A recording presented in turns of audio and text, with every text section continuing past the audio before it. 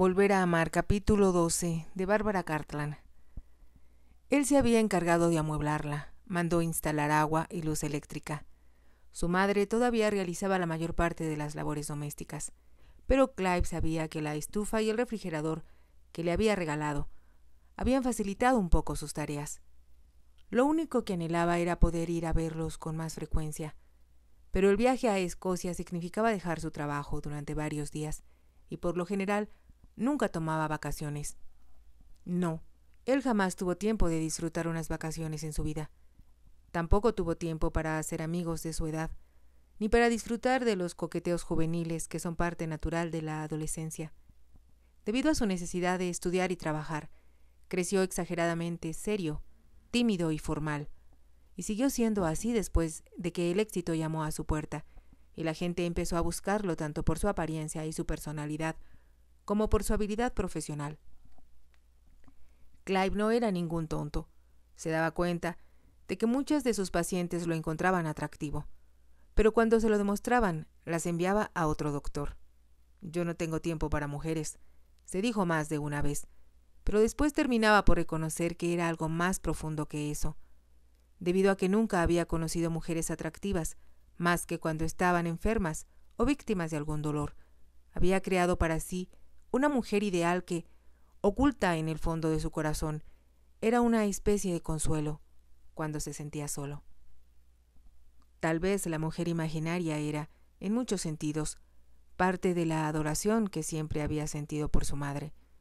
La mujer a la que amaría a Clive tendría que ser como ella, y sin embargo, había algo más profundo, más fundamental, algo que él nunca había encontrado en las mujeres que acudían a visitarlo como médico. Sus pensamientos se concentraron de pronto en Stella Martin. Había algo en ella, reconoció, que la hacía diferente de las otras mujeres a las que él había conocido. Pensó en su rostro pálido, sus ojos grandes y melancólicos, sus manos apoyadas sobre las blancas sábanas de la cama, su cabello peinado con sencillez hacia atrás, y comprendió que aún sin maquillaje, era una mujer muy hermosa y que poseía algo que era irresistible e inexplicable. ¿Qué era? Hubiera querido definirlo, pero no le fue posible. Solo sabía que ahora, en este momento, él quería verla, quería hablar con ella, y ella lo odiaba. Nunca le perdonaría el hecho de que le hubiera salvado la vida, cuando ella quería morir. En circunstancias normales, lo irritaba la gente que quería evadir la responsabilidad que significaba vivir. Se sentía enfadado, como si mancillaran algo muy bello en su afán por morir. Clive no podía expresarlo con palabras, pero en el fondo pensaba que la vida era maravillosa, una aventura, desde luego, con sus altas y sus bajas, pero aún así, maravillosa, real, resplandeciente, trascendente, algo que debía apreciarse y atesorarse. No podía olvidar la expresión de Stella y el tono de su voz cuando le había dicho una y otra vez: «Quiero morir, quiero morir». ¿A qué la había devuelto él? Eso fue lo que se preguntó cuando, durante la última etapa de su recorrido, entró en una larga calle. «¿Qué puedo ofrecerle?», se preguntó. Él se había hecho esta pregunta como doctor, pero ahora se había convertido en una pregunta personal. ¿Qué puedo ofrecerle? Clive recordó la casa Martin, con sus largas galerías y sus suntuosas escaleras, sus habitaciones recubiertas de madera, sus pisos pulidos, sus camas con lujosos cortinajes y los emplomados de sus ventanas heráldicas, y se vio a sí mismo como el chiquillo hambriento, desarrapado y cansado que había sido, cuando tenía que caminar a la escuela. «Debo estar loco», exclamó con voz alta. Cuando Clive entró en la casa de Oggy, después de que Lisa le abriera, escuchó voces y risas procedentes de la cocina. «Son las niñas», explicó Lisa. «La señorita Oggy las está enseñando a cocinar, y no se imagine el escándalo que hacen». Clive sonrió mientras colocaba su sombrero y sus guantes en una silla. Sabía que las niñas, a quienes Lisa se refería, eran las pacientes de Oggy, que habían resultado heridas cuando una bomba cayó en la escuela.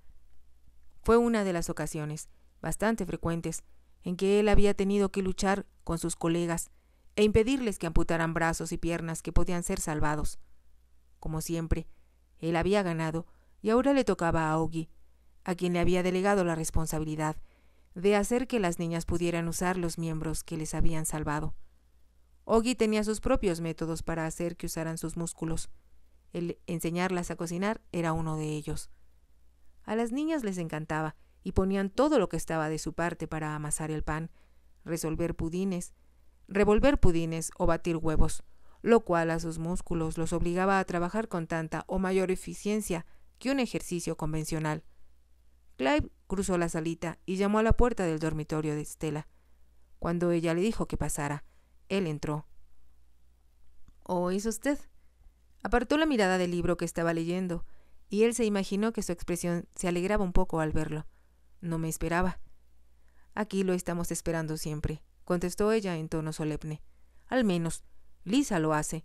Cuenta las horas hasta que llega. ¿Y usted?» Él no pudo resistir la tentación de hacerle esa pregunta. Ella lo miró con una expresión que él no pudo interpretar. ¿Qué se supone que debo contestar a eso? Solo la verdad. ¿No sabe que a su doctor debe decirle siempre la verdad? Él se dio cuenta de que estaban sosteniendo un pequeño duelo de palabras, que detrás de las frases triviales con que conversaban había mucho que quedaba sin decir. De pronto, él se sintió cohibido. Se dio cuenta de lo fuera de lugar que Stella parecía en aquella pequeña y humilde habitación. Desde la última vez que estuviera allí, ella había puesto algunas cosas de su propiedad. Había una colcha que nunca había visto. Era de encaje antiguo forrado con satén azul, y contra la elegante simplicidad de su chaqueta de cama brillaba un gran broche de aguamarinas que resplandecía cada vez que ella respiraba. «Será mejor que le diga a Augie que estoy aquí», dijo Clive de pronto. «No hay ninguna prisa». Él se detuvo cuando se disponía a dirigirse hacia la puerta y se volvió. «¿Se siente mejor?» «Me parece que ya era tiempo de que me hiciera esa pregunta. Mucho mejor, aunque detesto confesarlo». «¿Por qué?» «Porque demuestra que usted tiene la razón». «Yo no soy quien está logrando este resultado. Agradézcaselo a Augie». «Ya lo he hecho. Le he dado las gracias. Eso me recuerda a algo que quiero preguntarle». «¿De qué se trata?» «De Augie y sus obras de caridad. Tiene a todos los niños del barrio trabajando para que contribuyan a enviar a esa niña que operó usted un mes, creo que se llama Jean, de vacaciones al mar. La niña ya está bien, pero Augie quiere que vaya a pasarse unos días a la playa junto con parte de su familia. Le hice un cheque por la cantidad que desea reunir y ¿sabe lo que hizo Augie con él?» «Ya lo sé», sonrió Clive. «Lo rompió. Lo arrojó al fuego. Pero, ¿por qué? Eso es lo que no entiendo. ¿Por qué no puedo ayudar? Yo soy una de sus pacientes también, pero no acepta un penique mío. ¿Sabe cuánto pago aquí? 3 libras a la semana». «Exacto. Puede imaginarse algo más ridículo. Eso apenas si cubre el costo de mi comida y el lavado de la ropa de cama. Ella no acepta nada por sus servicios. Nunca ha oído los puntos de vista de Augie acerca del dinero». «Los he oído todos, pero, aunque a ella le enfurezca, la realidad sigue siendo que unas personas tienen dinero y otras no. ¿Qué voy a hacer si ella no acepta el mío? Déselo a quien lo acepte». «Usted es tan malo como ella», exclamó Stella furiosa. «No comprende que no puedo quedarme aquí bajo esas condiciones. Me temo que tendrá que hacerlo, a menos, desde luego, que se sienta lo bastante fuerte para volver al parque Trenton». Stella hizo una mueca. «No iría allí bajo ninguna condición». «¿Cómo está su amiga, la señora Hayton?» «Creo que está muy bien», contestó Clive. Se irguió al decir eso, y Stella comprendió que el tema no le agradaba. La enfermera Benson había insinuado más de una vez que la señora Hayton estaba muy interesada en el doctor Ross. Augie había hablado llena de menosprecio sobre las mujeres que lo perseguían. «Me gustaría saber qué siente él realmente respecto a las mujeres», se dijo, y su curiosidad la sorprendió. Los hombres, pensaba ella, habían dejado de interesarle. Nunca más volvería a cometer la tontería de dejarse atraer por uno. Un movimiento de Clive ahora, tal vez su simple silueta dibujada contra la tenue luz del atardecer que entraba por la ventana, hizo que se le oprimiera de forma repentina el corazón. Bertram, casi contra su voluntad, volvió a pensar en él. Su cuerpo la traicionó y sintió de pronto un intenso deseo por volver a sentirse en sus brazos, saborear sus besos, realizar esa unión filial que ella nunca había permitido y se odió a sí misma por sentir ese deseo físico. «Oh, si fuera posible liberarnos de nuestros cuerpos», exclamó. De inmediato Clive volvió a ser el doctor. «¿Le duele algo?», preguntó. Stella se arrepintió de sus impulsivas palabras. No me refería al dolor físico. No hablemos de ello. Lo que pasa es que estoy cansada de mí misma. Estoy cansada de estar acostada aquí, día tras día. Estamos logrando que se ponga bien. En poco tiempo podrá irse de aquí». «¿A dónde?». «A donde usted quiera. A su hogar». «Supongo que se refiere a la casa Martin», corrigió ella. «Eso sería maravilloso, ¿verdad?». Habló con amargura, dejando a un lado su acostumbrada reserva, y se dio cuenta de que lo hacía como una niña malcriada y petulante. Se sentía desilusionada. No sabía qué esperaba, pero de algún modo tenía la idea de que Clive debía tener algún plan para ella. No era nada muy bien definido en su mente y, sin embargo, por ridículo que pareciera, se sintió lastimada. «¿Por qué no puedo hacerla feliz?», preguntó Clive con brusquedad. «Nadie lo logrará jamás», contestó ella con firmeza. «¿Soy ingrata?». «Sí, supongo que lo soy. A decir verdad, me siento perdida.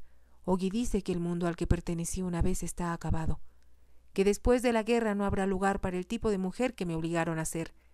El mundo que conozco ha sido arrasado y, según parece, no hay lugar para mí en este. Debo quedar suspendida entre el cielo y la tierra. Una posición envidiable. Ya veo, una pobre niña rica». Clive se sorprendió de sus propias palabras, aún en el momento en que las decía.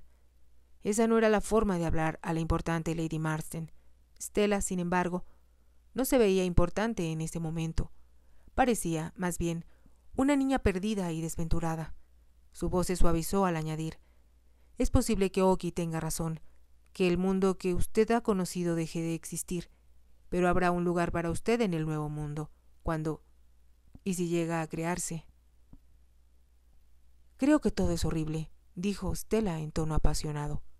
«Odiaba yo al mundo que me rodeaba, pero no es nada agradable ver desaparecer todo lo que le era familiar a uno. Me produce una sensación desoladora de destrucción». «Esa es la forma equivocada de ver las cosas. Tenemos que adaptarnos al cambio, tal vez hasta a la soledad del futuro, si el sacrificio de uno mismo significa un mundo mejor para la mayoría. ¿Y usted cree que será mejor?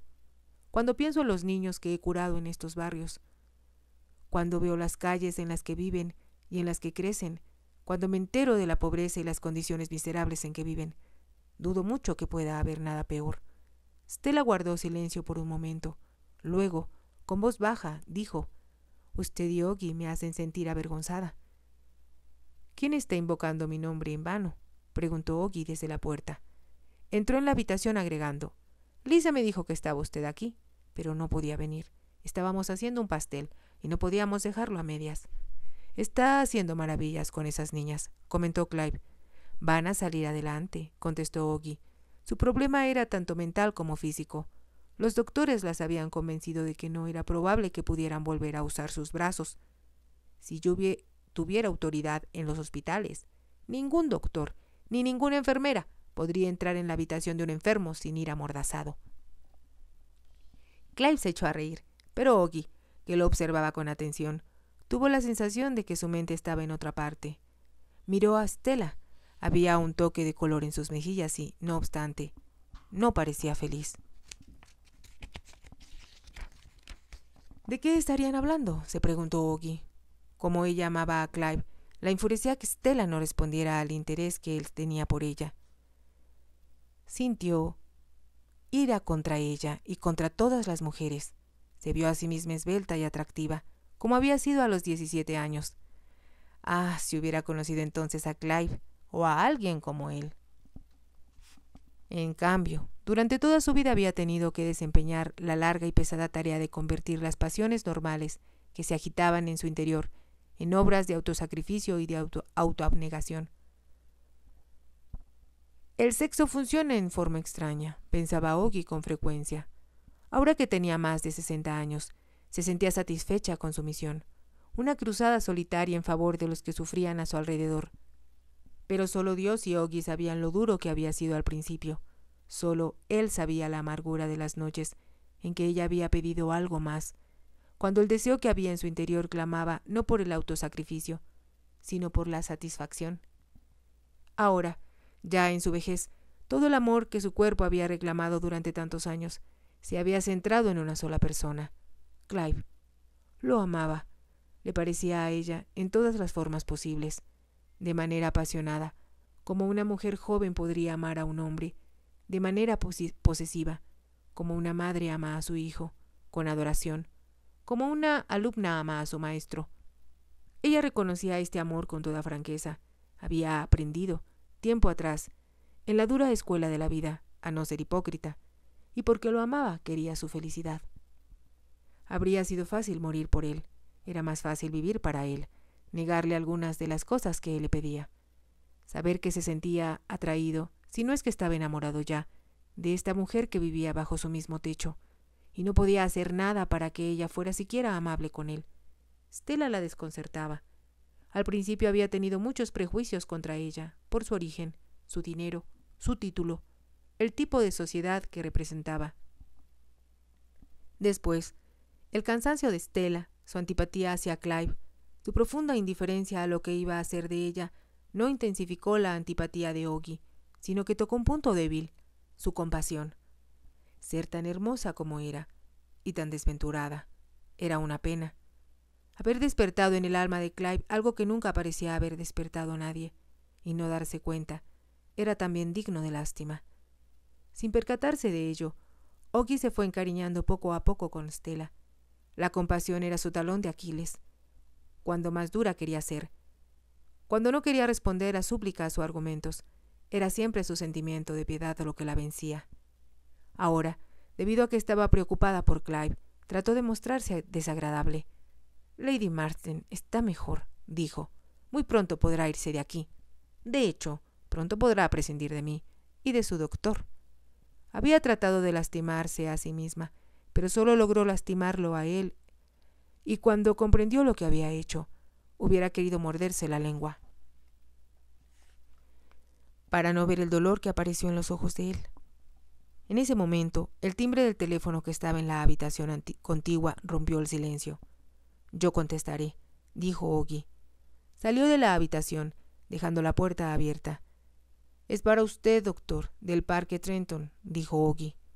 Clive se movió como si hubiera estado esperando la llamada. Stella pudo escuchar lo que decía. «Hola». «Oh, es usted, matrona.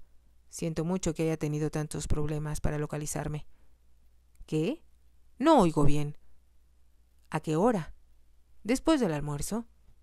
¿El doctor está allí?» «Sí, iré ahora mismo». «¿Una carta? No puedo oír bien». «Sí, comprendo. Y la policía la tiene. Muy bien. Iré ahora mismo. Llegaré en las próximas 2 horas. Adiós». Clive colgó el auricular. Entonces se quedó un momento mirándola. «Tengo que irme», dijo. No hizo ningún intento por volver a la habitación de Stella. En cambio, tomó su sombrero y sus guantes. Oggy abrió la puerta para que él saliera. Cuando pasó frente a ella, rompió una regla que se había impuesto a sí misma en los últimos años: nunca hacer preguntas a Clive a menos que fuera absolutamente necesario. «¿Qué pasó?», preguntó temerosa con voz baja. «La señora Hayton». «Ha muerto», contestó Clive. Sin despedirse, bajó a toda prisa la escalerilla de piedra, con sus pisadas retumbando a través de la silenciosa y vacía calle. Clive compró el diario en la estación de Waterloo. En la primera plana apareció un encabezado que decía: «Encuentran muerta a famosa dama de sociedad». Empezó a leer, pero de pronto arrugó el diario y lo tiró. Detuvo un taxi y le dio su domicilio. El taxi se internó por las calles asoleadas, pero con poco tráfico porque todavía era temprano. Clive se reclinó en el asiento y cerró los ojos. Había dormido muy poco la noche anterior. Cuando por fin se acostó, era de madrugada, y el sueño que tanto necesitaba nunca llegó. Se preguntó lo que significaría para él la muerte de Hetty, hasta qué punto el último acto de su vida iba a afectar su carrera. Su carta era una acusación contra él y contra Alice, 2 personas a las que se suponía que ella estimaba en su forma extraña de ver las cosas. El amor no era una emoción que uno pudiera atribuir a Hitty.